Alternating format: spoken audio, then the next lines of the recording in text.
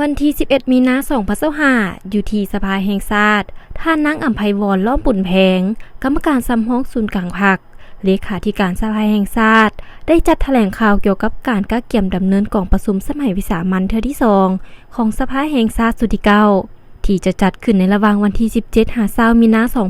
2025 โดยท่านได้แถลงข่าวว่า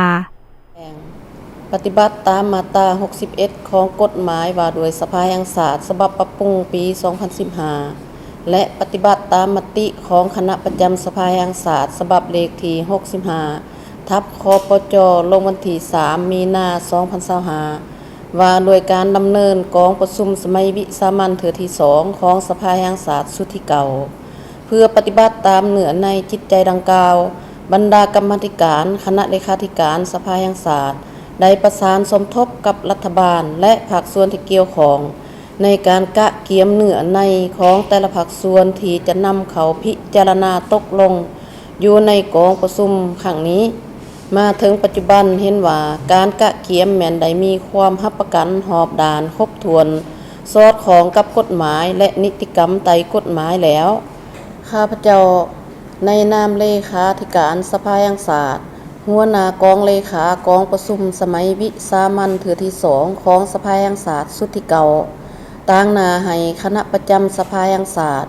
ขอแจ้งมายังบรรดาฐานพนักงานทหารตำรวจนักเรียนนักศึกษาปัญญาชนกรรมกรชาวผู้ออกแรงงานพ่อแม่พี่น้องประชาชน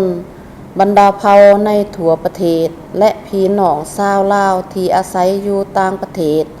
รับทราบเกี่ยวกับการดำเนินกองประชุมสมัยวิสามัญเทื่อที่ 2 ของสภาแห่งชาติสุดที่ 9 ดังนี้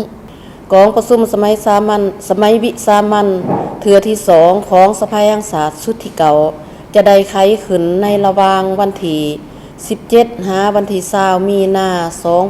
2025 ที่ห้องประชุมใหญ่สภาแห่งชาตินครหลวงเวียงจันทน์ซึ่งจะใช้เวลาในการดำเนินกองประชุมทั้งหมด 4 วันกองประชุมสมัยวิสามัญเทื่อที่ 2 ของสภาแห่งชาติสุดที่ 9 จะได้พิจารณาและรับรองเอาเนื้อในสำคัญมีดังนี้ 1. บทรายงานเกี่ยวกับการปรับปรุงรัฐธรรมนูญฉบับปี 2025 2. บทรายงานเกี่ยวกับการปรับปรุงกฎหมายจำนวน 2 ฉบับคือกฎหมายว่าด้วยการปกครองท้องถิ่นและกฎหมายว่าด้วยพนักงานราษฎร 3. บทรายงานของรัฐบาลเกี่ยวกับเวียกงานกงจักรของรัฐบาล 4. บทรายงานของรัฐบาลเกี่ยวกับการค้นคว้านโยบายพิเศษให้แก่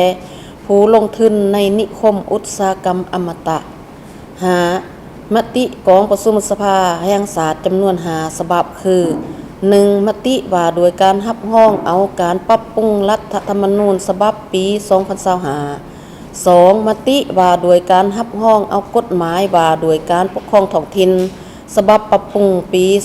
2025 3. มติว่าโดยการรับรองเอากฎหมายว่าโดยพนักงานราษฎรฉบับปรับปรุงปี 2025 4. มติว่าโดยการรับรองเอาเวียกงานของรัฐบาล 5. มติว่าโดยการรับรองเอาบทรายงานเกี่ยวกับการค้นคว้านโยบายพิเศษให้แก่ผู้ลงทุนในนิคมอุตสาหกรรมอมตะอีกเถื่อหนึ่งในนามต่างหน้าให้คณะประจำสภาแห่งชาติข้าพเจ้าขอเชิญชวนบรรดาฐานพนักงาน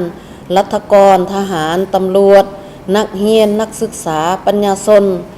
กรรมกรชาวผู้ออกแรงงานพ่อแม่พี่น้องประชาชนบรรดาเผ่าทุกสันคนในทั่วประเทศ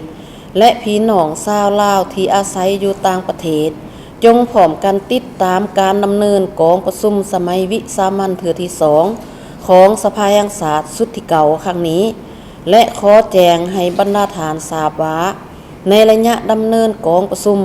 คณะเลขาธิการสภาแห่งชาติได้จัดตั้งหน่วยงานรับผิดชอบสายด่วน